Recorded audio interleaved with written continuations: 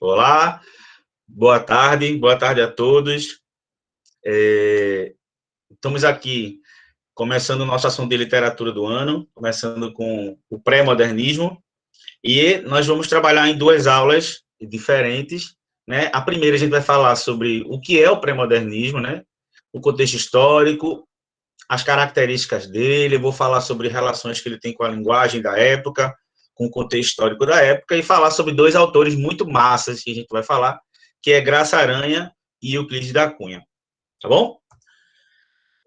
Lembrando a vocês que esses autores, né, do pré-modernismo e do próprio modernismo, são autores que sempre estão nas provas, porque são autores que inovaram com a linguagem, que representam um momento histórico muito importante. Então, quem está aí no celular, dá uma viradinha no celular para ver melhor aí essa linha do tempo, né? E saber onde a gente está, né? Onde a gente está nesse momento histórico da literatura. Oi, Sabrina, pode falar. É Sabrina que levantou a mão? Alguém levantou a mão aqui. Não quer falar, não. Então, vejam só. Em que momento Foi sem querer, professor, desculpa. Quer falar? Não, foi sem querer que eu bati. Ah, bom, meu amor, tudo bem, vamos lá. Então, é o seguinte, desde o primeiro ano que vocês estudam literatura, que vocês escutam as escolas literárias, né, esses estilos de época na literatura. Lembrando que no mesmo momento histórico, os autores eles vivem em regiões diferentes, contextos históricos diferentes, mas eles seguem um estilo próprio, mas também eles estão dentro também de um movimento literário e artístico que faz eles enquadrarem em uma escola literária que a gente chama o movimento literário. Desde 1500, né, a gente não tem literatura antes de 1500 escrita, documentada, né, a gente tem a partir de 1500 e vocês estudaram no primeiro ano o quintismo, né, que é a literatura de informação e a literatura jesuítica, né, que existia aqui no Brasil. Depois a gente vem para o barroco, né, que é a literatura mais subjetiva, em que fala sobre o dualismo do corpo e a espiritualidade, né, o tema da religião muito próximo dentro da literatura. A gente também tem Padre Antônio Vieira, a gente tem Gregório de Matos, né, que é a literatura Boca do Inferno, a literatura do Boca do Inferno, que era bem crítico, né. Depois a gente tem o arcadismo, né, a gente não pode esquecer do arcadismo, que é uma literatura mais voltada para os clássicos, né, para uma poesia, uma literatura que vai centrar na poesia mais clássica, que vai falar sobre o campo, sobre a vida simples, né, sobre os amores galanteadores, né. Você também vai ter o romance indianista aí, com Moema, né, e outras perspectivas. Depois a gente vem com o romantismo, que vocês estudaram no ano passado, no segundo ano, né? E esse romantismo ele tem a parte da poesia e a parte da prosa, né? Na parte da poesia a gente tem três fases distintas, né? A gente tem a parte nacionalista com Gonçalves Magalhães, com Gonçalves Dias. A gente tem a segunda geração muito influenciada pelo mal do século, chamada também de ultrarromântica, né? Um sentimentalismo ufanista, desculpa, um sentimento muito forte, exacerbado, né? Esse amor e ligado à morte.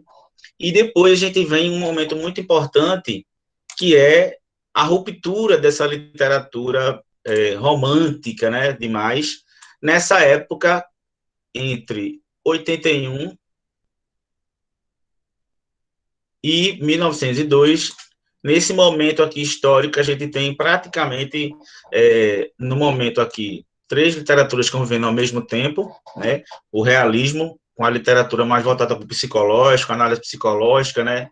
O homem analisado socialmente, o naturalismo, que vem aí, junto com o realismo, trazer as perspectivas sociais mais dentro do cientificismo, né? A questão das doenças mentais, né? As questões sociais ligadas ao instinto, né? À natureza do homem. E também o parnasianismo, que aí não tem nada a ver com essas duas, é um movimento mais da poesia, ligado à forma da literatura, né, a forma da poesia. Voltando aos clássicos também, né, em Parnaso, né, na Grécia, essa escola literária tinha como foco o soneto, a perfeição formal e a literatura, a arte pela arte, né, como vocês viram no ano passado. E antes do que a gente está aqui no pré-modernismo, a gente tem o simbolismo, que é uma literatura, o próprio nome diz, mais simbólica, mais metafórica, mais ligada a essa relação dos símbolos da literatura, a musicalidade, a gente tem aí Cruz e Souza, então uma literatura mais poetizada, mais simbólica, metafórica, tá? E a gente está agora no pré-modernismo, tá? Que se você olhar direitinho, nenhuma dessas escolas existe pré. Não existe pré-barroco, não existe pré-arcadismo. Então a gente vai entender que a gente vai estar aqui nesse meio, tá? Entre o modernismo, aqui, ó, entre o modernismo, tá vendo, ó? Entre o modernismo e essas escolas, essas últimas escolas que ainda vão influenciar esses autores dessa época, que durante 20 anos aqui, ó, de 1902 a 1922, vão viver um período de transição.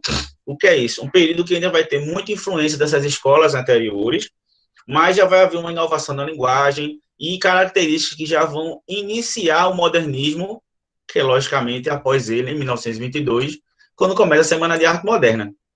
Aí você fala assim, pessoal, pô, literatura é muito chato, mas literatura tem tudo a ver com o contexto histórico da época. Voltando aqui, vindo para a história, não sei se alguém aqui gosta de história, não tem como falar de literatura sem falar de história, tá? O homem da época, o homem que escreve, o sujeito que escreve, que faz literatura, ele é um sujeito do seu tempo, ele é um sujeito embebido desse contexto histórico, que vive todas as questões do mundo e sofre também com esse mundo e vive esse mundo. Então, a gente sabe que no Brasil, na virada do século XIX para o século XX, o Brasil viveu uma mudança, né, do sistema da monarquia para a república. E aí se prometeu muita coisa nesse momento, né, que o sistema monárquico, ao terminar, ia trazer a evolução para o Brasil com a questão republicana, né, e aí a primeira época, chamada de República Velha, né, que também é chamada de República de Café com Leite, que é ligada a essa questão dessas grandes famílias, essas oligarquias, né, que tinham grandes latifúndios em São Paulo e Minas Gerais, que ficavam trocando de governo, né, ficavam trocando, né, uma eleição era de Minas, outra era de São Paulo, porque essas duas potências na época, São Paulo no café e Minas Gerais no leite, dominavam a economia brasileira e ficavam revezando o poder naquela época, tá?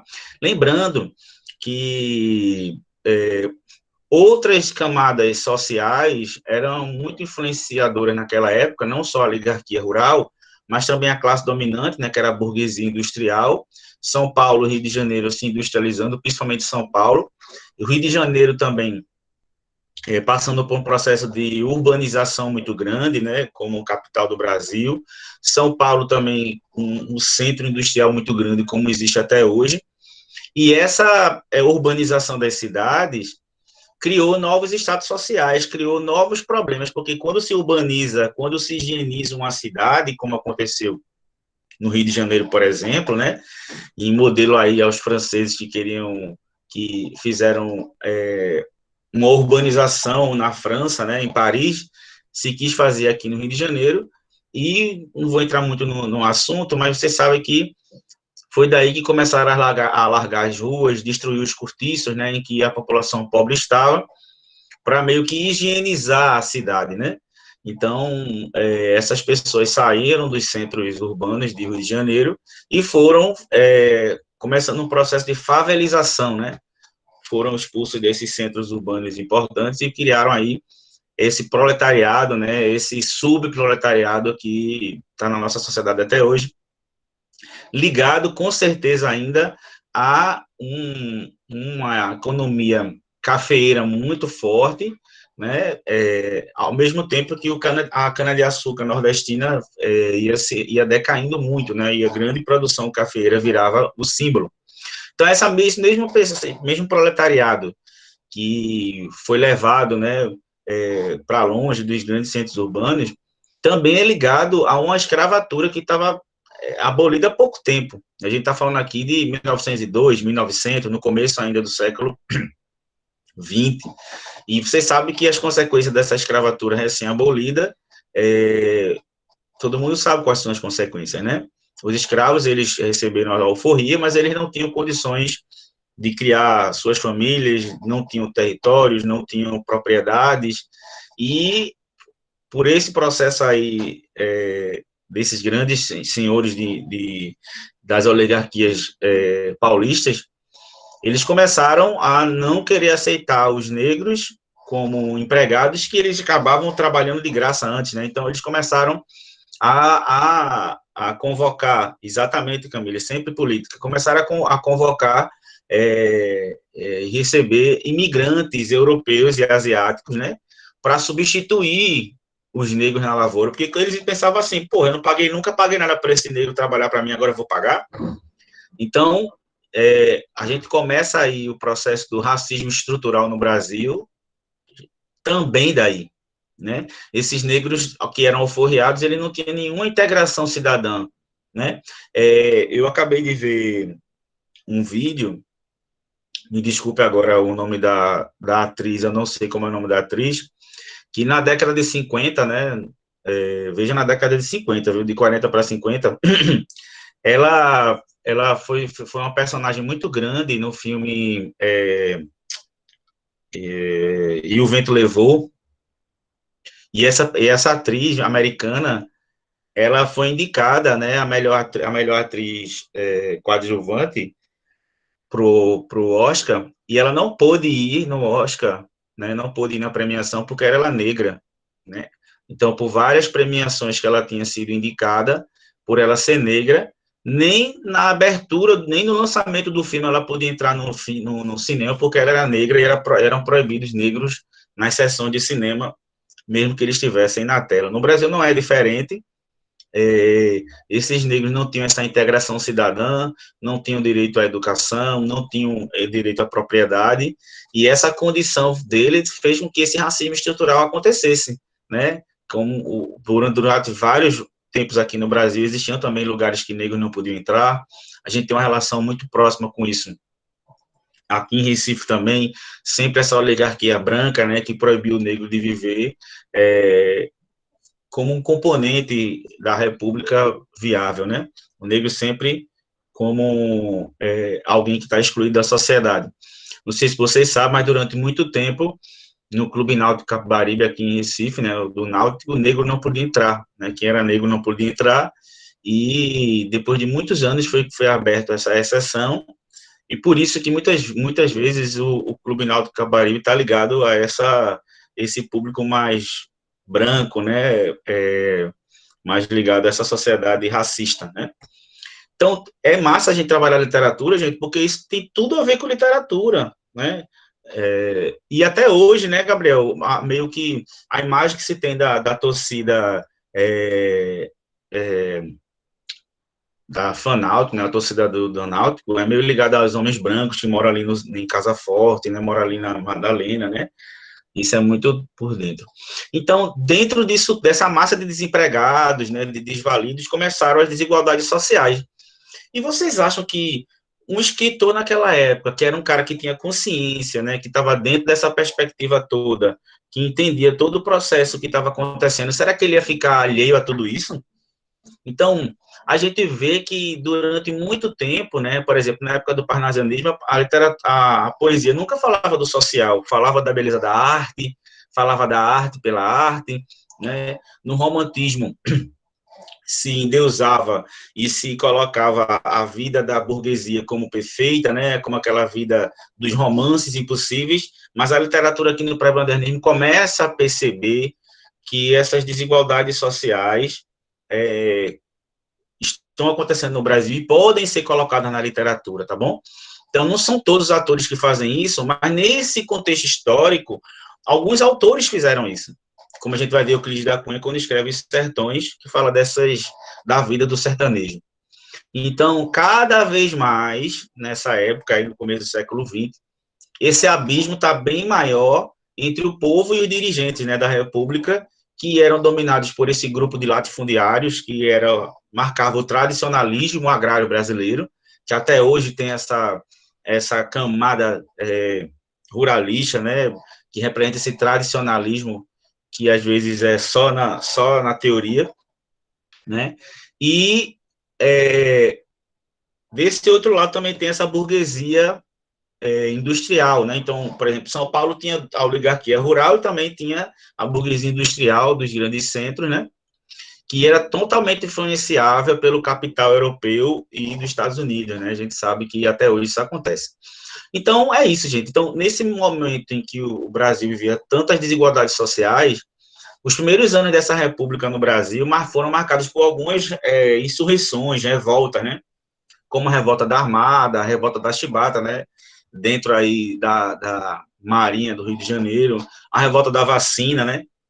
Incrível que pareça, isso aconteceu há mais de 100 anos, mas parece que está acontecendo de novo, né? É completamente inconsciência da população do processo, a Guerra de Canudos, né? A Revolução Federalista. Então, o Brasil vivia aí um boom histórico de movimentos muito fortes, populares, desgostosos com essa política da República que prometia tanta coisa, mas, na verdade, não fazia muita coisa, tá? E lembrando também que, nessa mesma época, estava nascendo, né, e também se consolidando alguns movimentos de vanguarda artísticos, né? Você deve estar vendo isso aí com Onésia, né? Expressionismo, cubismo, futurismo, o surrealismo, o dadaísmo, com novas visões do que era arte, de novas visões do que era literatura, e começava com a postura inovadora. Então, no Brasil, os escritores eram muito influenciados pelos europeus, tá? Então, a literatura, as artes, né, o centro da literatura, né, a França e outros países europeus influenciaram demais também essa nova visão de arte moderna. Então, esse meio aí desses 20 anos, de 1902 a 1922, esses autores estavam dentro de tudo isso, ao mesmo tempo vivendo socialmente como sujeito dessas desigualdades sociais, essas inovações de linguagem, de literatura, que vão culminar aí no marco histórico do que seria o modernismo, que é o nosso próximo assunto, que é em 1922, com a Semana de Arte Moderna. Então, a gente toma aí esse período de transição, chamado de pré-modernismo, com aí uma mesclagem de várias perspectivas, linguagens diferentes e influências também no que vai culminar no modernismo. Não esquecendo também que é um momento histórico também pesado. Se a gente pensar que entre 1912 e 1922, a gente também teve uma guerra mundial. A gente teve a Primeira Guerra Mundial, em 1914, influenciou também muito a cabeça dos escritores. Tá? Por exemplo, imagine uma sociedade que sai de uma guerra mundial, ela vem com outra perspectiva de mundo. Então, essas vanguardas, né, futuristas, cubistas, expressionistas, também estavam muito ligadas a essa nova visão do mundo do homem, né, enquanto ele se colocava enquanto sujeito, tá?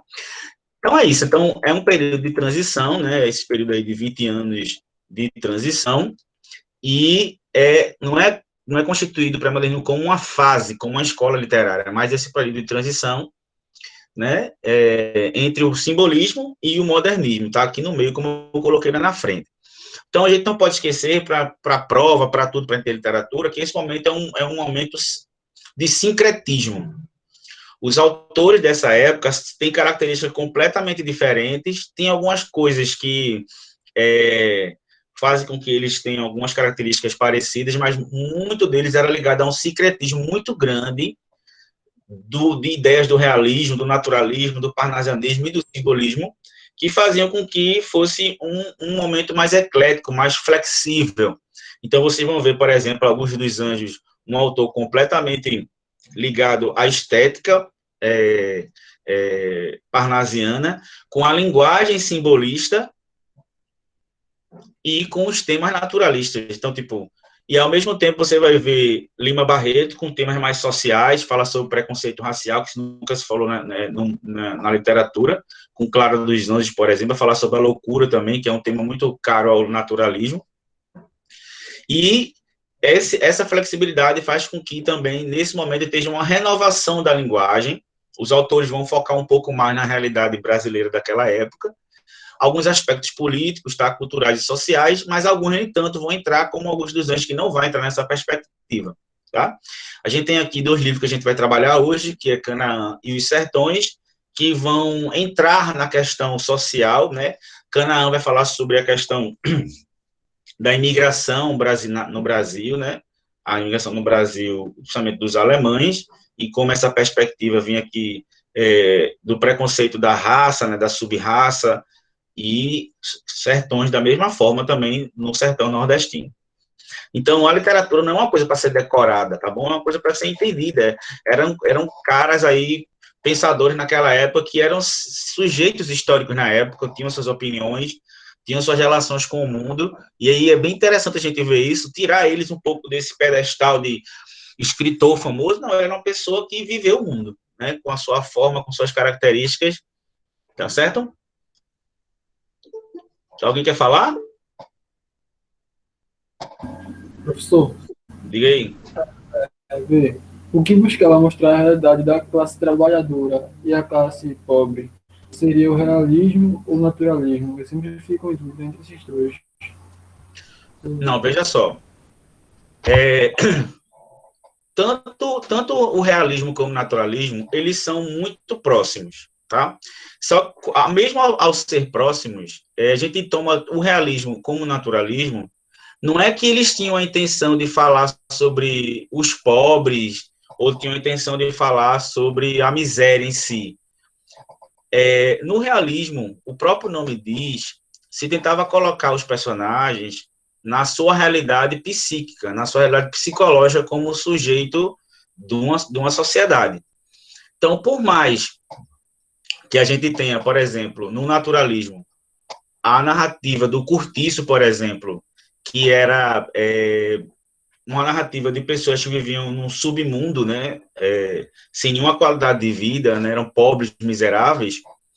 Existe no naturalismo uma ideia muito mais de comprovar uma teoria naturalista sobre os instintos, sobre a animalização do homem, quando ele vive em situações degradantes, mais do que denunciar isso, entendeu? Era mais para comprovar uma tese mais científica da época, de estudos em que as relações sociais estavam ligadas muito a uma relação de instinto, né, de como o homem agia instintivamente e agia de uma forma mais natural. E o realismo, a gente tem um Machado de Assis como um grande escritor, por mais que ele coloque dentro da literatura temas que são muito caros à população marginalizada, mas as histórias, grande parte em si, são travadas na grande burguesia aí, e não tanto nessa perspectiva social. Então, a gente pode dizer que a literatura em si mesmo, com essa denúncia e investigação sobre a realidade da época, é mais próxima ao modernismo, tá certo? Já tentou-se também, no romantismo, também fazer uma literatura que chamava literatura nacional, só que era aquela literatura nacional meio que de fachada, um Brasil oficial, né, que vai ser meio que desmascarado aqui nessa época do pré-modernismo. Então, por mais que o realismo e o naturalismo tenham trazido essa perspectiva dos personagens marginalizados, né, como prostitutas, né, como negros em si, não havia essa investigação e denúncia tão grande da sociedade, mas sim mais uma teorização, uma demonstração que vai ser mais enfatizada mesmo agora no pré-modernismo, tá certo? Tranquilo? Então, nesse pré-modernismo aqui, a gente já começa a ver uma liberdade na forma de escrever, uma ruptura com o formalismo, mas lembrando que nem todos seguem essa mesma perspectiva. A gente vai ver Augusto dos Anjos, que é completamente diferente de tudo, né? Tem uma linguagem mais parnasiana. A gente começa a ver a literatura mais próxima da realidade do contexto histórico, político, econômico do Brasil, mas nem ainda a gente não toma ainda como uma literatura completamente nacionalista, mas já começando essa perspectiva de buscar essa realidade e valorizar a cultura popular brasileira, né, de alguma forma. A gente vê isso em Lima Barreto, quando faz isso em Tristes de Policarpo Quaresma, a gente vê isso com Machado, com Monteiro Lobato, que valoriza muito a cultura folclórica do Brasil, as lendas, né, que a gente vai trabalhar com ele. É um bom autor para a gente trabalhar, fazer esses vídeos aí de TikTok, dos personagens. Todo mundo aqui conhece o Sítio Pica-Pau Amarelo, mas Monteiro Lobato não é só isso, a gente vai ver Monteiro Lobato em outras perspectivas. Esses personagens marginalizados entram à tona também no pré-modernismo, mas o pré-modernismo, quando busca esses personagens marginalizados, que tenta falar um pouco da sociedade, isso tem um pouco a ver também com o naturalismo e com o realismo, que estão dentro dessa perspectiva.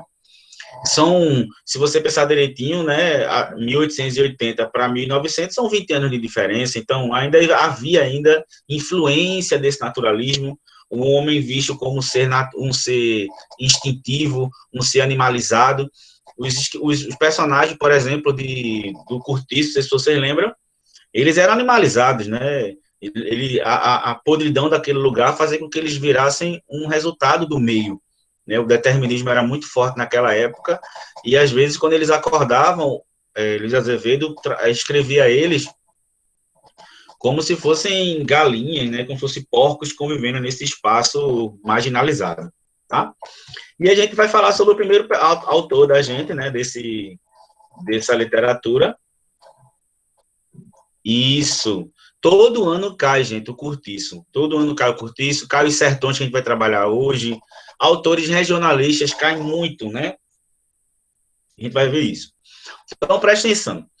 Graça Aranha é um autor que provavelmente vocês nunca ouviram falar, mas eu vou falar dele, né? Porque é um autor importante, porque ele foi um dos grandes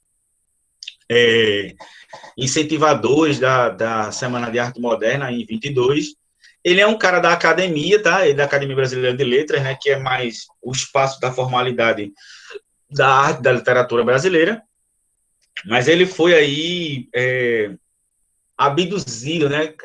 Desse movimento modernista e acabou aí entrando para esse movimento.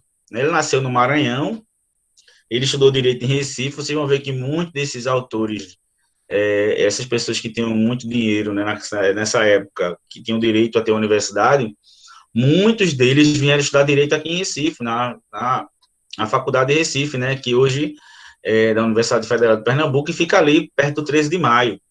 É uma faculdade muito antiga, tá? Ele também entrou na magistratura, ficou um tempo na magistratura e depois entrou para a diplomacia, né, do Itamaraty.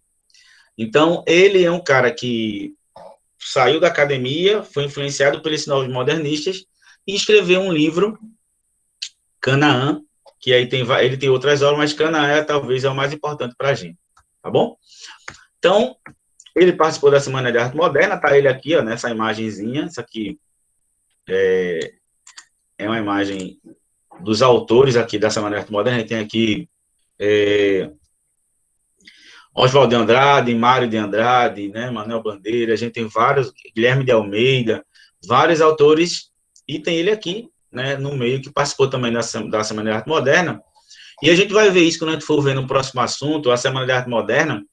Imaginem o centro, né, que aí da literatura naquela época, São Paulo, em 1922, fazer uma Semana de Arte Moderna influenciado por grandes artistas da época, né, financiados pela oligarquia do café, mas tinham visões um pouco mais modernas, em meio a uma sociedade tão tradicional, né, foram vaiados, foram criticados, mas era isso que eles queriam nessa semana. A gente vai falar dela depois, tá? Ele começou com a palestra da emoção da estética na arte moderna, né, foi um choque muito grande, porque ele era da academia, e ele tentou mudar a Academia Brasileira de Letras, fazendo um pouco mais moderna, mas não aceitaram. E ele disse essa frase aqui, ó: a Academia Brasileira morreu para mim, como também não existe para o pensamento e para a vida atual do Brasil.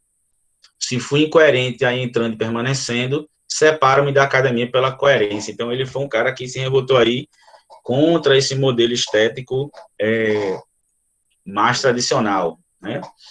E aí, temos aí um trecho do que ele fala na abertura aí da sua palestra na Semana de Arte Moderna, que é esse teatro municipal em que aconteceu esse evento. Depois eu vou falar bem direitinho sobre ele. E ele disse assim, ó, para a grande plateia, né, que eram pessoas que não estavam acostumadas com essa modernidade, né, essa oligarquia tradicionalista, né, essa burguesia tradicional que existe e teima em existir até hoje, em achar que a tradição e o novo são coisas que não podem andar juntas, né?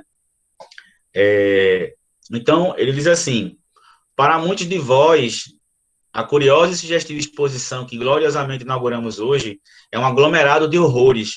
Ele diz, né, para vocês é que pode ser um monte de horrores. Aquele gênio suplicado, aquele homem amarelo, né, que era uma pintura aí de Anita Malfatti, aquele carnaval alucinante, né, que aí é uma referência aí a Tarsila do Amaral, né, aquela paisagem vertida, se não são jogos da fantasia de artistas zombeteiros, são seguramente desvairadas interpretações da natureza e da vida.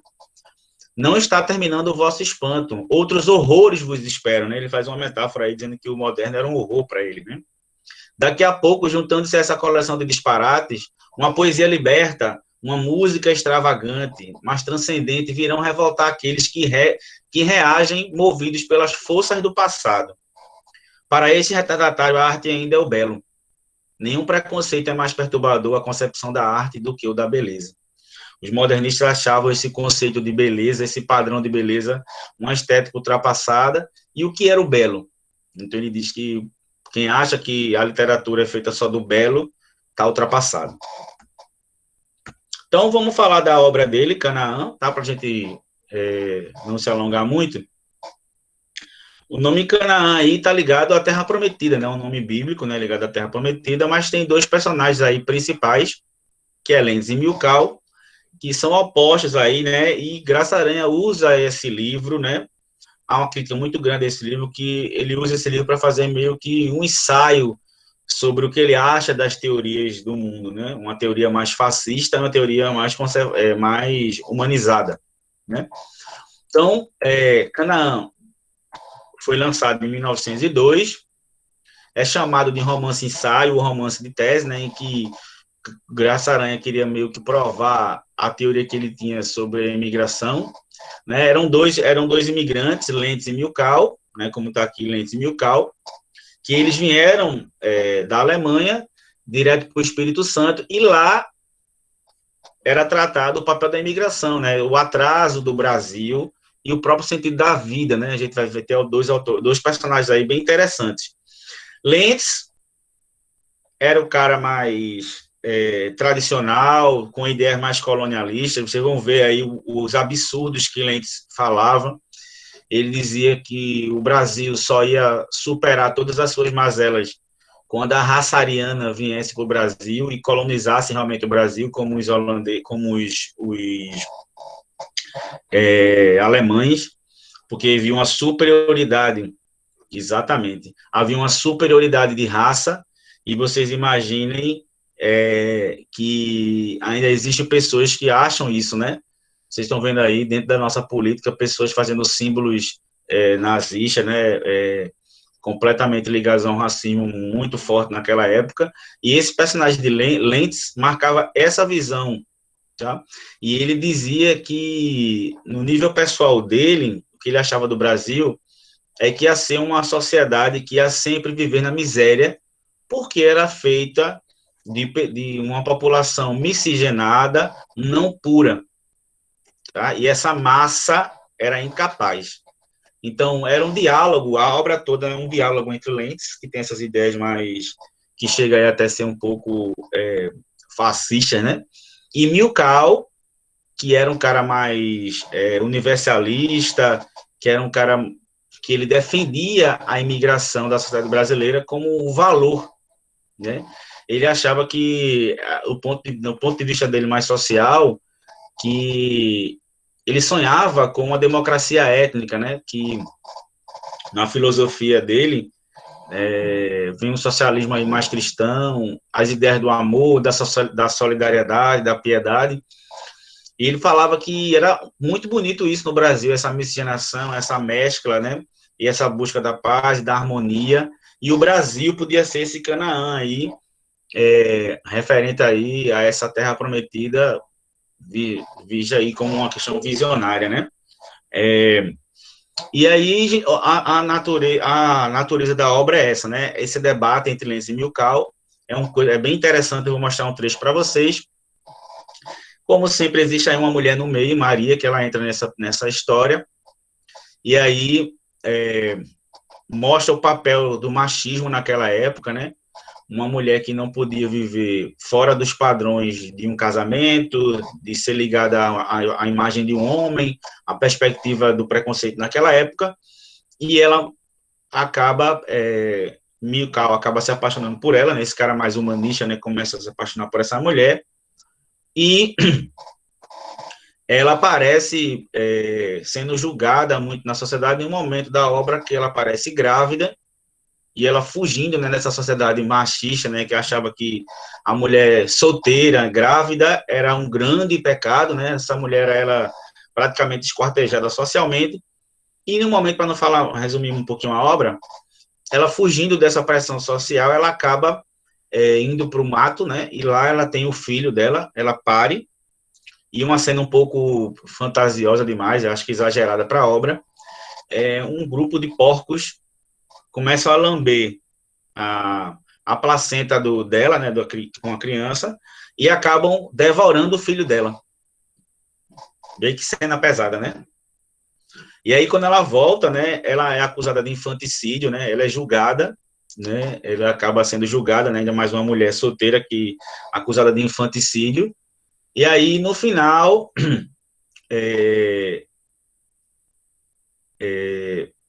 ele foge com Maria, Milkau, e Lentz acaba vendo e entendendo um pouco dessa visão mais humanística de Milkau, e começa a ser um cara um pouco mais humano e mais consciente, né? Mas Graça Aranha mostra que existem essas duas visões muito grandes, e a gente tem isso até hoje, né, gente? Vou mostrar a vocês, para vocês terem a noção de como era o diálogo aqui, né? Vocês vão ver que é uma literatura que fala, por mais que tenha seus problemas literários, né? Parece apenas uma compilação de teses aí, mas é um debate interessante sobre a sociedade naquela época e como se via o Brasil miscigenado. Vê que massa, vê o que Lentz diz. Até agora não vejo probabilidade da raça negra atingir a civilização dos brancos. Jamais a África. Vê a cabeça do cara. Aí Milkau disse, o tempo da África chegará. As raças civilizam-se pela fusão, né, pela miscigenação. É no encontro das raças adiantadas com raças virgens, selvagens, que está o repouso conservador. O milagre do rejuvenescimento da civilização. O papel dos povos superiores é o instintivo impulso de desbravamento da cultura, transfundindo de corpo a corpo o produto dessa fusão, que, passada a treva da gestação, leva mais longe o capital acumulado das infinitas gerações. Aí Lentz diz, isso é um trecho do livro. Olha, toda vez que a gente for falar de literatura, a gente vai analisar o livro, a gente vai analisar trechos do livro, tá? Até porque só contar a historinha do livro não vale. O Enem não pergunta a história do livro, ele vai analisar trechos para falar de linguagem, perspectivas teóricas, tá? Sobre a linguagem, tá bom? Então, isso é um trecho do livro, tá certo? É um spoiler do livro. Leiam o livro, gente, vocês vão gostar. Mas ainda indico mais ainda ler Os Sertões. Aí Lentz diz, não acredito que da fusão com espécies radicalmente incapazes resulte uma raça sobre que se possa desenvolver a civilização. Será sempre uma cultura inferior, civilização de mulatos, externos escravos em revoltas e quedas. Vê a visão que ele tem, né? Uma visão aí que sustentou muito o racismo estrutural. Exatamente. Ele diz que os mulatos, quanto mais a visão determinista que eu vou mostrar para vocês, mostrava que o homem branco, quanto mais ele se misturava, a raça se tornava menos pura, ia se misturando com outras raças, essas raças iam sendo raças mais frágeis.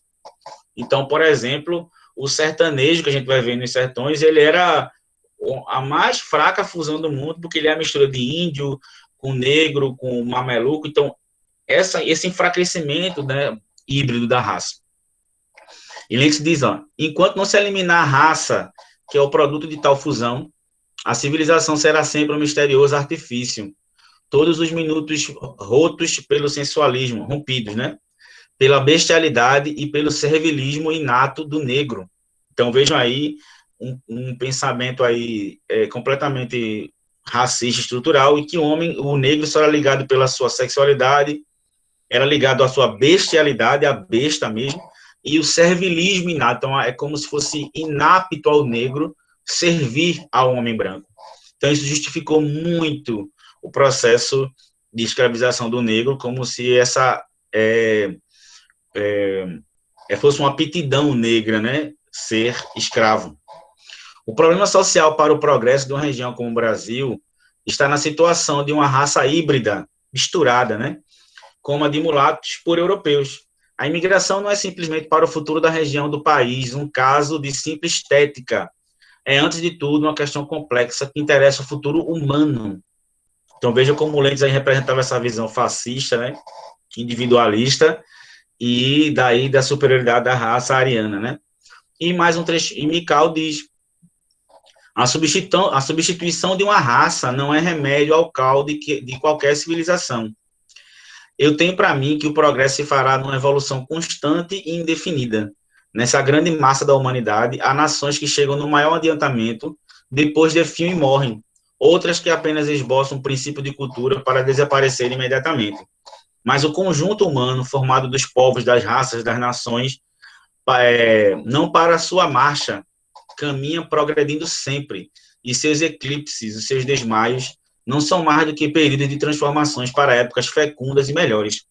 Então, Milkai, com essa visão mais humanística, né, mais universal, vê o homem como um conjunto complexo, e que a civilização brasileira ia ter essa perspectiva. Muitos teóricos, muitos literários, não falam muito bem dessa obra, porque acham que é apenas um debate teórico sobre duas visões diferentes, né? E aí coloca essa personagem Maria como um artifício, né, para uma obra, mas é uma obra que aí fala sobre a questão social no Brasil, muito importante. Tá bom? Quiser estudar mais um pouquinho, o livro dele está lá, Canaã, está lá no Google Classroom, tá certo? Vamos agora falar sobre Euclides da Cunha, nosso último autor de hoje. É um autor, esse livro Os Sertões é talvez o livro mais famoso dessa época de transição e um dos autores mais trabalhados pela sua complexidade nesse livro Os Sertões. É um livro enorme, é um livro de uma complexidade muito grande, que várias vezes já caiu no Enem. Inclusive, Os Sertões, vocês vão ver que tem uma pegada para humanas, para a galera de humanas aí, de geografia, de história. Já caiu na prova de humanas, porque é um documento também histórico, geográfico do sertão.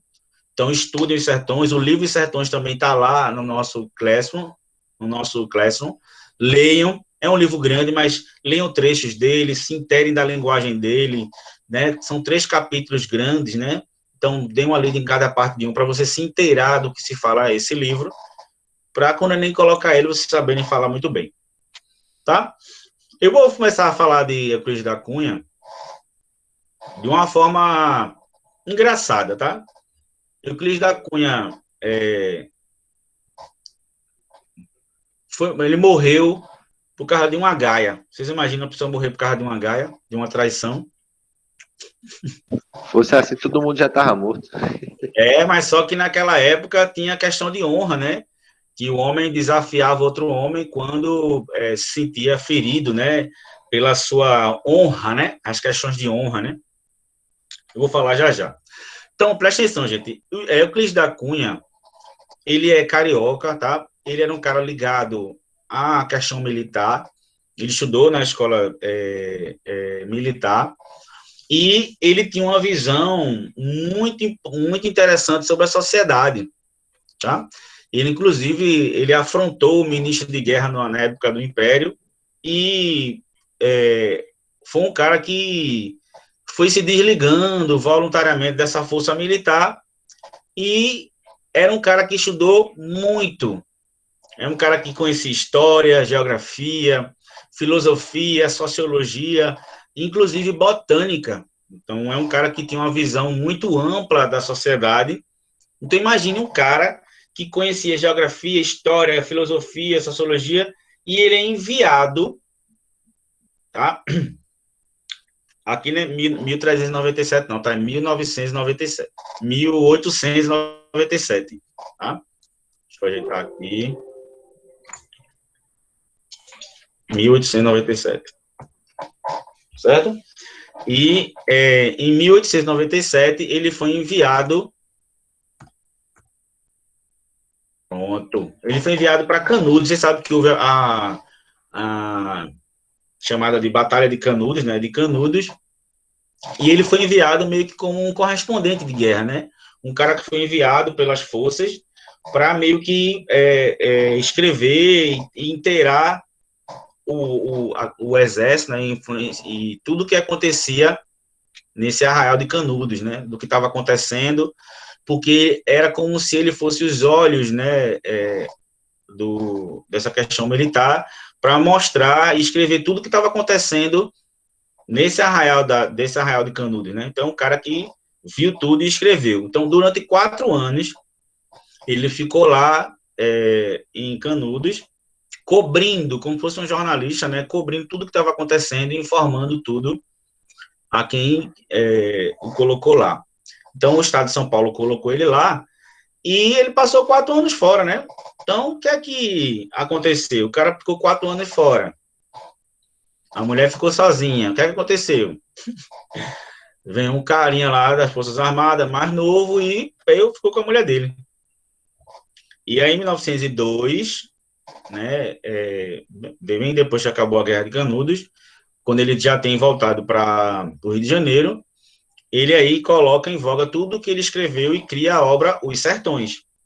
E lá, ele, quando ele descobriu a traição, num combate aí em questão de honra, ele acabou sendo assassinado. Perdeu a mulher, levou uma gaia e ainda morreu. Tá certo? Então, brincadeiras à parte, esse autor, Euclides da Cunha, é muito importante, essa obra também é muito importante. Por quê? Euclides da Cunha vai fazer uma perspectiva dos sertões como nunca ninguém tinha feito. Vai se ter um olhar para o sertão nordestino que nunca se teve. Então, leiam esse livro, gente. Vocês vão aprender muita coisa sobre geografia, sobre psicologia, botânica, tudo dessa relação, porque é um autor que abrangeu o sertão em várias perspectivas, e não só a perspectiva literária. Aqui está uma das capas, né, de uma edição, né, nem toda edição a capa é igual, logicamente, tá? O próprio nome Sertões já diz muita coisa, né, gente? A gente está falando aqui de uma obra que vai falar sobre uma região muito esquecida socialmente, que é o próprio sertão nordestino, e Euclides da Cunha, ele tem uma partezinha também estranha, que a gente vai falar daqui a pouco.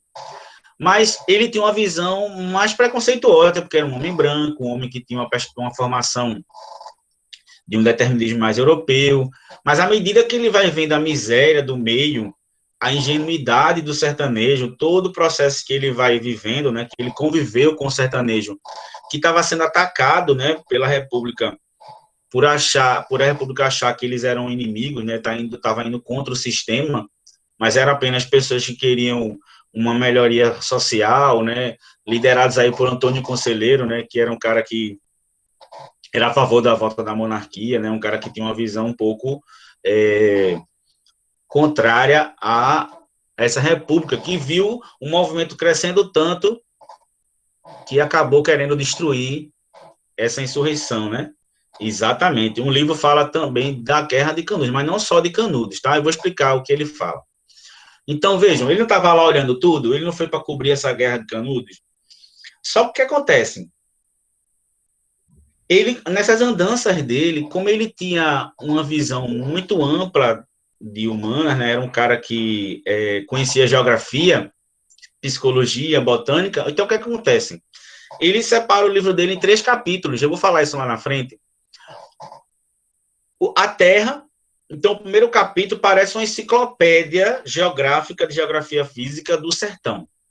Então, ele apresenta a Terra. Ele apresenta o que era o sertão, a geografia, a botânica, os rios, os relevos. Então, ele faz um retrato para a gente entender o que é o próprio sertão enquanto bioma, né? Enquanto espaço físico bem característico do sertão aqui do Nordeste, tá?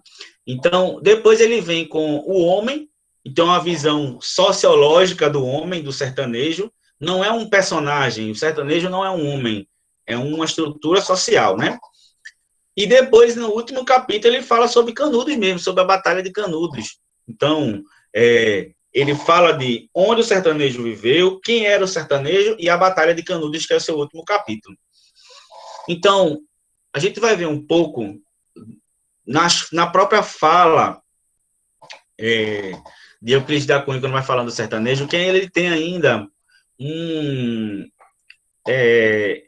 ele vai explicando a existência do sertanejo ainda numa lamentável ideia do colonialismo, né?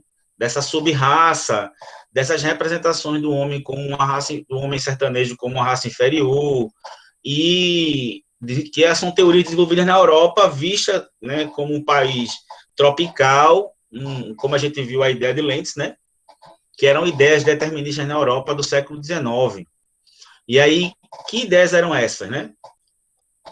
Aí o determinismo geográfico, né? Vocês vão ver, o homem era um produto do meio natural, então o homem sertanejo não tinha como não ser um homem seco, um homem pobre, um homem sem perspectiva, porque o próprio meio geográfico o tornava assim, né? O clima, o determinismo geográfico também dizia que o clima também ajudava na formação do meio, então a terra seca era improdutiva e o homem, de certa forma, se tornava incapaz e improdutivo. Vê a visão que esse cara tinha. Então, era a visão, gente, que existia na aristocracia daquela época, nos homens brancos daquela época, por mais que eles já tivessem uma consciência social grande, mas a formação era essa, né? O negro, o mestiço, o mulato, o índio eram vistos como sub-raças que, infelizmente, essas pessoas, em pleno século XXI, em 2020, 2021, ainda pensam assim e acham que a gente tem que engolir isso como se houvesse uma raça superior pela cor, né? E também existiu o determinismo social, viu? Vê que ideia. Veja se isso não tem a ver com as ideias de pessoas que estão aí na política, né? Com pessoas que estão levantando uma relação da questão da raça, da etnia, como uma coisa negativa. Então, o determinismo racial achava que esses cruzamentos sociais enfraqueciam a espécie, como eu falei, né? Esses cruzamentos, né, do branco com o negro, com o índio, isso fazia com que enfraquecesse a espécie. E esse enfraquecimento levava à bestialidade. E se achava que um homem, quanto mais ele fosse distante da civilização, ele era ligado à bestialidade, então o sertanejo era como se fosse um animal, e a toda a espécie de crimes, né? Então, tipo, eram pessoas violentas, pessoas que tinham impulsos sociais bem complicados. E aí vem uma visão mais naturalista do homem, né, que age por impulso, a visão animalesca do homem, tá? E o sertanejo é um caso típico de hibridismo racial, né? A mistura aí de várias etnias juntas, né, como chamavam de raças, e acabava resultando isso num determinismo histórico. Então, se o homem sertanejo vive isolado naquele sertão, a ausência de contato com a civilização faz com que ele não esteja por dentro das revoluções tecnológicas, da evolução dos países centrais, né? E vai se tornar sempre uma sociedade atrasada, aberta a anomalias, né? Como tinha em Canudos. Ele achava que era uma galera tudo louca, né? Porque eram pessoas que aí estavam fora da civilização, e não pensar como se espera que o poder espera, né, são sempre recriminados. Então, vocês imaginem, né, uma galera de Canudos foi eximada quase completamente por pensar diferente da República daquela época. Tá? E aí o livro é dividido em 3 partes, tá? O homem, a terra e a luta. Para a gente terminar a aula de hoje, eu espero muito que vocês peguem lá o livro e leiam os capítulos. É um livro muito grande, mas vocês podem pega a terra primeiro e lê a descrição geográfica do sertão. A vegetação, o solo, a questão hídrica, os animais, né, a fauna, a flora. Dá uma olhada, que aquilo ali é uma aula de sertão. Se vocês olharem direitinho, não é um romance, não é um livro que é um romance, não é uma história, não vai se contar a história de ninguém. Tá? Então, é um livro que ele é misto aí, ao mesmo tempo ele é jornalístico, ele é descritivo, ele é histórico, tá? Como ele vai tratar, mas ele não tem uma história, ele não tem um enredo, tá? E depois o homem e a luta. Vamos ver de cada um. Essa imagem aí remete a alguma coisa próxima do que seria aí os sertões ou não? Com certeza. Certeza, né? Então, vocês imaginem uma pessoa conviver num espaço geográfico desse, inábil, né? Impróprio, né? Sem perspectivas, e ainda ser julgado por isso, né? De alguma forma, né? E aí, algumas pessoas, na sua grande imbecilidade, né? Na sua grande, me desculpe aqui, ignorância, perguntam por que essas pessoas ainda vivem nesses lugares. Por que elas não vêm para Recife? Por que elas não vêm para a capital? Elas vão para a capital ser integradas em que sociedade? A gente vai ver lá na frente, quando a gente for analisar Morte e Vida Severina, que Severino vem lá do Alto Sertão, vem para Recife, e o que é que acontece em Recife? Ele vê que a vida, o que ele pensa de perspectiva de vida, em Recife não acontece, porque ele vai ser renegado lá, vai ser esquecido, não existe espaço para ele, e ele vai viver aonde? Nas palafitas, né? Então, se não existe espaço para ele no sertão, imagine na cidade civilizada, com tanto preconceito e com tanta relação de negação a essa do sertão. Então, o primeiro capítulo aí é a terra. Então, essa imagem aí é bem forte, né? Da seca, que isso acontece até hoje, não é um fato isolado há 100 anos, né? É um fato muito próximo da gente, aí nós temos carcaça aí de animais, né? Simbolizando essa vegetação rala, né? Essa improdutividade por causa do sol e da seca. Então, esse primeiro capítulo, né? Que é a terra, é uma perspectiva mais geográfica, né? Do sertão. Então, Euclides da Cunha abre esse capítulo que faz descrições minuciosas sobre o sertão. Ele dá retratos da flora, da fauna, do relevo, como se para a gente entendesse onde a gente está. Então, o cara que era para fazer só um resgate e ser um correspondente de guerra, ele acaba fazendo um retrato muito importante do sertão. E ele tinha capacidade para isso, tá? Ele estudou geografia, botânica, e aí você vê já uma visão aí em Euclides da Cunha ligada a uma visão cientificalista do naturalismo, em que o próprio meio é opressor, o meio geográfico, porque a vegetação era pobre, o chão era seco, né? A paisagem era árida. Então, ele vai mostrando aí que o próprio sertanejo era reflexo disso. E aí, em azul aqui, tem um trecho do livro. Vamos analisar um trecho do livro. Sempre a gente vai trabalhar literatura assim, tá certo? Ao sobrevir da chuva, ele tem uma linguagem um pouco mais formal, tá? Ao sobrevir das chuvas, a terra, como vimos, transfigura-se em mutações fantásticas, contrastando com a desolação anterior. Os vales secos fazem-se rios, insulam-se os cômodos escalvados, repentinamente verdejantes. A vegetação recama de flores, cobrindo os grotões escancelados, e disfarça a dureza dos barrancos, e arredonda em colinas os acevos de blocos disjungidos, de sorte que as chapadas grandes, estremeadas de convales, se ligam em curvas mais suaves aos tabuleiros altos. Cai a temperatura, com o desaparecer das soalheiras anula-se a secura normal dos ares. Novos tons na paisagem, a transparência do espaço salienta as linhas mais ligeiras em todas as variantes da forma e da cor. Dilatam-se os horizontes, o firmamento, sem o azul carregado dos desertos, alteia-se mais profundo ante o expandir revivescente da terra. Vejam que não é uma narrativa de uma história, é uma descrição minuciosa da vegetação, do clima, né? Vocês sabem que no sertão é muito quente de dia, mas muito frio de noite, né? Ele mostra que no sertão tem áreas muito secas, mas tem ainda alguns vales de vida, né? Com alguns rios que ainda temem a sobreviver nesse sertão, tá? E aí tem mais, né, trechos. Ele percebe, isso é uma visão interessante, tá, gente? Vocês sabem que hoje o nosso sertão aqui de Pernambuco é um grande vale, né, de produção de frutas, de verduras, porque é um solo muito rico, muito fértil, que durante boa parte, né, do tempo, não tiveram sua capacidade, né, de criar, né, de ter agropecuária, tudo, porque não tinha chuva. Mas no sertão hoje é muito verde quando a gente tem aí grandes produções de fruta para o mundo inteiro, né, como o Alto Sertão, com questões irrigadas, é um solo muito fértil. Tá? E já nessa época, o Clínis da Cunha já viu isso, ele diz, e o sertão é um vale fértil, é um pomar vastíssimo, sem dono.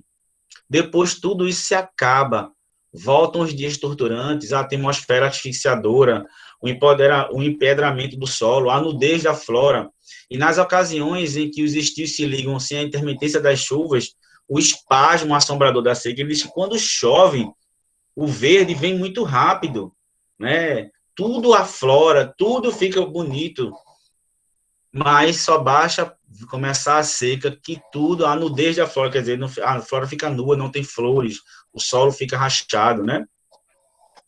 E lá do alto do Monte Santo, né, ele vai falando que um relevo misto, né, que tem a planície, né, tem a parte dos planaltos, mas tudo isso num clima que é um calor escaldante, mas de dia cai a temperatura, quando ele diz, todo esse calor se perde no espaço, numa irradiação intensíssima, caindo a temperatura de súbito numa queda única assombrosa. E aí, Euclides da Cunha também aí tem como fundamento dele Hegel, né? E Hegel, segundo o próprio Euclides da Cunha, delineou 3 categorias geográficas, né, fundamentais, que podem influenciar nessa diferenciação étnica, tá? E aí, as estepes de vegetação tolhiça, ou vastas planícies áridas, os vales férteis profusamente irrigados, os litorais e as ilhas. Então, ele começa a dialogar com o determinismo naturalista, né, como a gente viu, em qual defende que o meio interfere no homem, né, e que o próprio homem também interfere no meio. Então, é meio que o ser humano pode ser considerado um fazedor de desertos, né?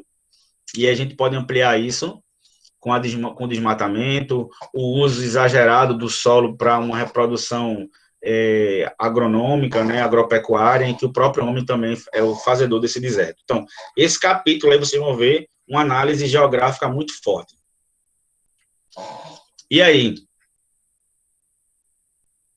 Isso. E aí a gente vê aí, né, uma perspectiva que o Enem pode trazer para hoje, é a transposição do Rio São Francisco, né, que levou água para lugares que nunca tiveram e hoje estão crescendo muito nessa perspectiva da agropecuária. E aí essa imagem representa algum tipo próximo da gente ou não? Demais. A gente pode nomear esse tipo social como o quê? Como é que vocês nomeariam esse homem aí? Que tipo social ele representa na sociedade? Provavelmente pobre, eu acho. Pobre, o sertanejo, ignorante, não é? Porque não teve acesso aos estudos. Um cara que muitas vezes é tomado incrivelmente como preguiçoso, que está naquela situação porque ele quer estar lá naquela situação, que ele podia fazer da vida uma outra vida, né? Um cara que é ligado muito à secura do solo, é a própria secura dele, uma pessoa estúpida, uma pessoa ignorante, não é assim que se vê? Então, esse capítulo que a gente vai falar agora, o penúltimo capítulo, que é o homem, Euclides da Cunha vai fazer um retrato sociológico e filosófico do homem. Ele vai refletir quem é esse homem que ele viu lá, que se representa na imagem do tipo social do sertanejo. É muito interessante, gente. Nós temos aí outra imagem, né? Para vocês, e se vocês deram uma olhadinha, esse homem que representa o sertanejo aqui, ele tem características negras, né? Tem características do próprio homem branco aqui com os olhos verdes, então mostra essa miscigenação, né, das etnias, né, na formação desse homem sertanejo. Então, nessa segunda parte, a gente está terminando, tá, gente? A gente tem essa segunda parte e vai fechar com a luta. Vocês estão gostando desse debate? Tá legal, né? Sim, sim. Lembrando que vocês fazem esses comentários, essas visões de mundo na redação de vocês, tá? Vocês podem citar esse livro, podem citar esses teóricos também numa redação para falar, por exemplo, sobre racismo, né, sobre sociedade naquela época, tá bom? Então, nessa segunda parte, Euclides da Cunha vai tentar traçar um perfil do sertanejo. Mesmo que seja ainda na base do determinismo, né, em que o meio e a raça e o momento histórico exerce no indivíduo uma influência muito grande, ele tem uma perspectiva que ele vai começando a ver, na verdade, que esses elementos também são definidores, mas mais do que isso, né, representam um tipo social muito forte, que é o próprio sertanejo, né, que, se você olhar direitinho, nunca foi tratado de uma forma muito direta, né. A gente tem lá no romantismo, né, José de Alencar tem um livro chamado O Sertanejo, né, que já é uma tentativa regionalista lá na frente, mas ainda muito idealizada, muito superficial do sertanejo, né? Euclides da Cunha aqui vem uma coisa mais direta, mais científica, né, com esse cientificismo aí naturalista. E começa aí a perceber nesse capítulo 3 raças mestiças que são a base da etnia brasileira, né? Que é o indígena, o africano e o português. E depois desse meio físico, que essas raças mestiças vão formar a ação desse meio na formação das raças. Então, o meio físico e o meio social vão fazer o retrato da formação brasileira do norte, que é a figura do mulato. Inclusive, no naturalismo tem uma obra chamada O Mulato, né? Então aí já se começa a ver o naturalismo também entrando nessa perspectiva de análise um pouco da sociedade, mas mais numa perspectiva científica e não tão social, tá? E aí, ver como Euclides da Cunha ele tem uma duplicidade da imagem do sertanejo, né? É como aquela pessoa que gosta, mas tem um preconceito, né? Que vê qualidades, mas também vê como uma sub-raça. Então, primeiro ele diz assim, ele diz que existe uma sub-raça. Se existe sub-raça, existe uma relação de poder, que existe uma raça superior. Não é isso? Então, vamos lá. Ele diz assim, ó, isso é trecho do livro, viu? Do capítulo O Homem. O sertanejo do Norte é inegável. E outra coisa, viu? Mas a gente está falando do Nordeste. Para eles era assim, em cima do Sudeste era Norte. Então, tudo para cima é Norte. O sertanejo do Norte é inegavelmente o tipo de uma subcategoria étnica já constituída. De sorte que o mestiço, traço de união entre raças, breve existência individual, em que se comprimem esforços seculares, é quase sempre um desequilibrado. E o mestiço, mulato, mameluco, cafuso, menos que um intermediário, é um decaído, sem a energia física dos ascendentes selvagens, sem a altitude intelectual dos ancestrais superiores. Vê que visão filho da mãe. Uma visão determinista, dessa sub-raça. E se esperava o quê do sertanejo? Né? Pelo seu um ambiente que ele convivia, pelo que era oferecido a esse sertanejo, socialmente durante toda a vida, que intelectualismo ele ia ter? Né? Ligar o sertanejo a questões selvagens é achar que todo esse padrão que a gente cria de etiqueta é o essencial para a vida de alguém. Mas isso não é um preconceito. Por que é um desequilibrado? Porque ele não tem as teorias científicas e teóricas que a gente tem sobre a vida, né? Então é uma visão meio preconceituosa na época. Aí, este ser que era degenerecido, né? E essa psicologia desse personagem não era complexa, era muito simples, muito rara, muito rasa. Ele faz uma síntese de toda a deformação desse mundo camponês que é Antônio Conselheiro, que era o líder do arraial aí de Canudos, que chegou e começou a angariar pessoas para segui-lo com a perspectiva de uma vida melhor, né? Ele era visto como um louco, como um grande líder, e aí a República viu que ele era uma ameaça, né? Então, Euclides da Cunha resume a existência dessa sociedade sertaneja com esse símbolo fanático, né? Então, era meio que o sertanejo era tão religioso que chegava a ser fanático, representado aí por esse elemento que era Antônio Conselheiro, que era esse líder, né? Então, ele disse assim, ó, todas as crenças ingênuas do fetichismo bárbaro às aberrações católicas, todas as tendências impulsivas das raças inferiores, livremente exercidas na indisciplina da vida sertaneja, se condensaram no seu misticismo feroz e extravagante. Ele foi, simultaneamente, o elemento ativo e passivo da agitação que surgiu. Então, ele diz aí que o próprio homem sertanejo era ingênuo, tinha um feitiço aí por um salvador, mas isso é uma característica brasileira, né? A gente sempre precisa de um Messias, né? De alguém que vai salvar, e quando a gente acredita, a gente acaba levando uma grande bofetada na cara e vê que não existe Messias nenhum, que existe o povo acreditar em si próprio e na esperança desse país que um dia vai chegar a ser o que realmente merece, né? Então ele bota a culpa aí nesse Antônio Conselheiro e no homem que era ingênuo, né? E ele tinha também um teórico que ele seguia, né, o Euclides da Cunha, que era um próprio, que era uma grande influência aí dos sertões, que o sertanejo é visto depois como um titã. Imagina, meu irmão, viver naquela época, naquela situação, e o cara ainda conseguir sobreviver e ser um forte. Então, Euclides da Cunha aí, nesse último trecho desse capítulo, né, nessa parte que eu vou falar, ele diz assim, tá, ele é um cara rude, é um cara ignorante, mas ele tem uma coisa importante. Então ele diz assim, ó, o sertanejo é, antes de tudo, um forte. Esse antes de tudo aqui, analisando linguisticamente, quer dizer, apesar de tudo, quer dizer, apesar de tudo aquilo que ele acha, ele é um forte.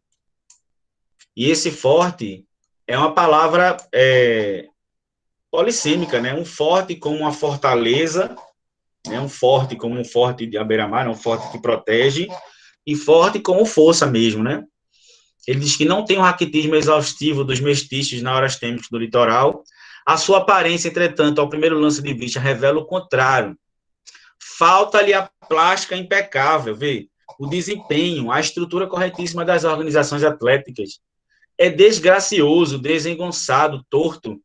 Hércules Quasímodo reflete no aspecto a fealdade típica dos fracos. Porra, vê só. Alguém consegue me explicar Hércules Quasímodo? Alguém consegue imaginar o que significa essa expressão, Hércules Quasímodo?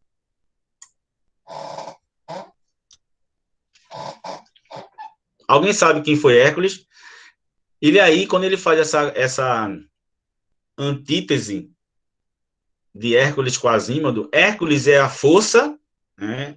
Um semideus aí representando da força, e Quasímodo é aquela pessoa frágil, defeituosa. Vocês já assistiram aquele filme...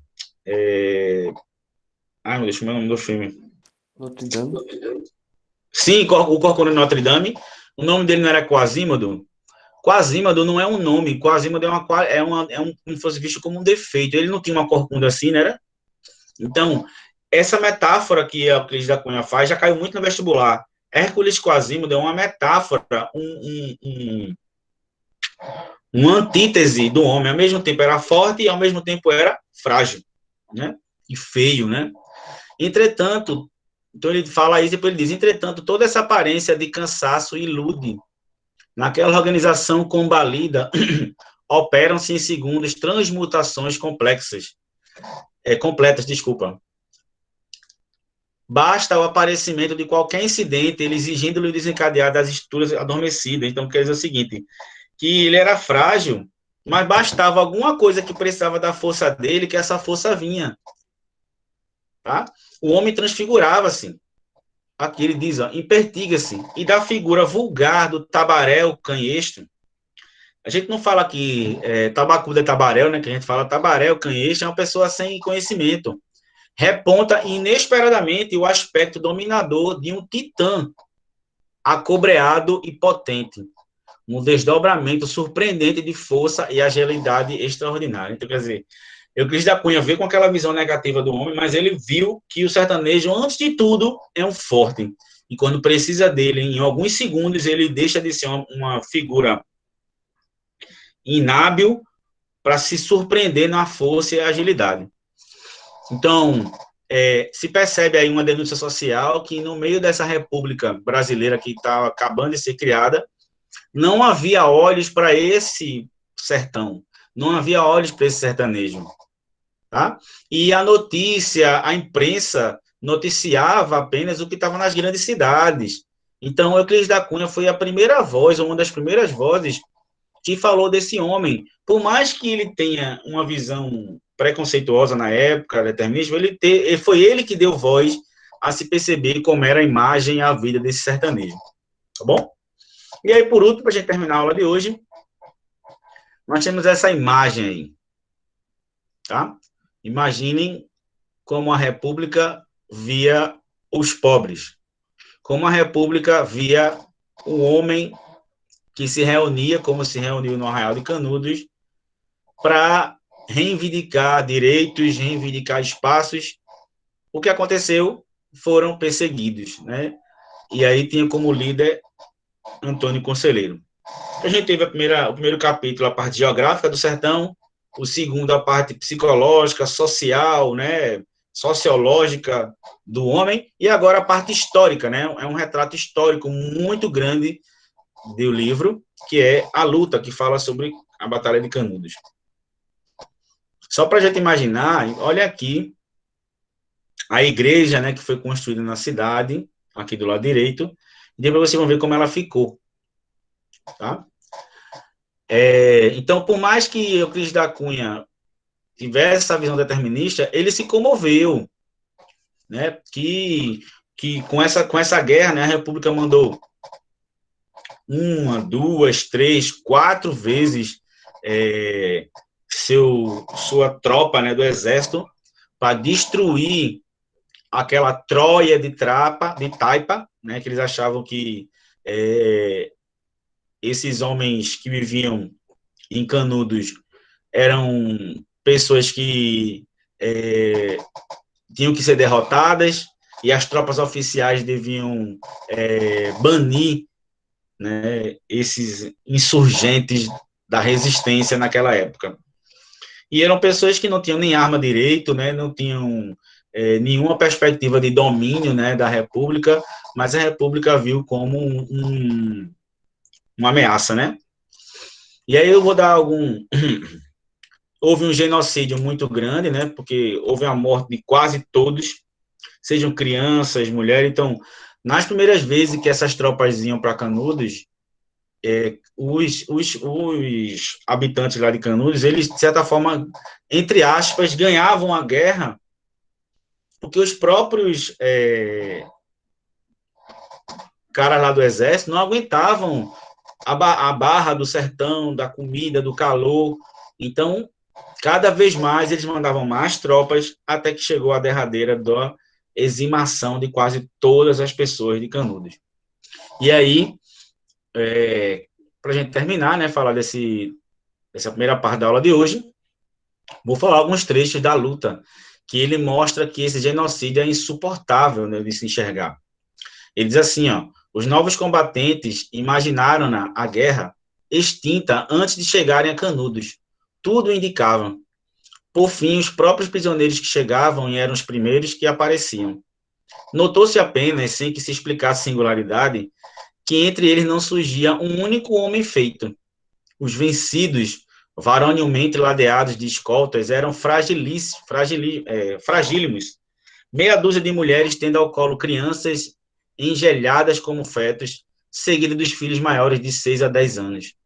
Então, quando as tropas chegavam com armas, tinham mulheres com crianças na mão, né? Tinham idosos, né? Um dos pequenos, franzino e combalente, trazia a cabeça, ocultando-a inteiramente porque descia até os ombros, um velho quepe reiuno, apanhado no caminho. O quepe largo e grande demais oscilava grotescamente a cada passo sobre um busto esmurrado que ele encobria por um terço. E alguns espectadores tiveram a coragem singular de rir. A criança alçou o rosto, procurando vê-los. O riso extinguiu-se. A boca era uma chaga aberta de lado a outro por um tiro. Então, veja aí, uma criança, né, que levou um tiro no meio da boca, e a boca aberta, né, então foi um genocídio insuportável, né, por uma resistência à república naquela época, né, e às vezes eles não sabiam, e aí, ó, como a igreja era, aqui do lado direito, depois da Batalha de Canudos, né, aqui, e como ela ficou completamente destruída, né, e aí, no desenvolvimento da luta, vocês vão ver que existem um massacre final após várias expedições, foram 4 expedições, e até o massacre final, né? E aí você vai vendo que Euclides da Cunha ele vai começando a fazendo uma denúncia mais próxima, né? Mais subjetiva contra a inépcia do governo, que o governo insensível representava a civilização do litoral. Você sabe que no litoral sempre foi privilegiado, e as últimas páginas do livro que fala da luta são bem fortes, tá? Ele diz assim, ó, os combatentes contemplavam-nos entristecidos, surpreendiam-se, comoviam-se. O arraial em extremis punha-lhes adiante naquele armistício transitório, uma legião desarmada, mutilada, faminta e claudicante. Custava-lhes admitir que toda aquela gente inútil e frágil saísse tão numerosa ainda dos casebres bombardeados durante 3 meses. Contemplando-lhes os rostos baços, os arcabouços esmirrados e sujos, cujos molambos em tiras não encobriam lanhos, escaras e escaravalhos, a vitória tão longemente apetecida decaía de súbito. Repugnava aquele triunfo, envergonhava. Então, aí o relato final aí de Euclides da Cunha, da vergonha desse genocídio que foi em Canudos.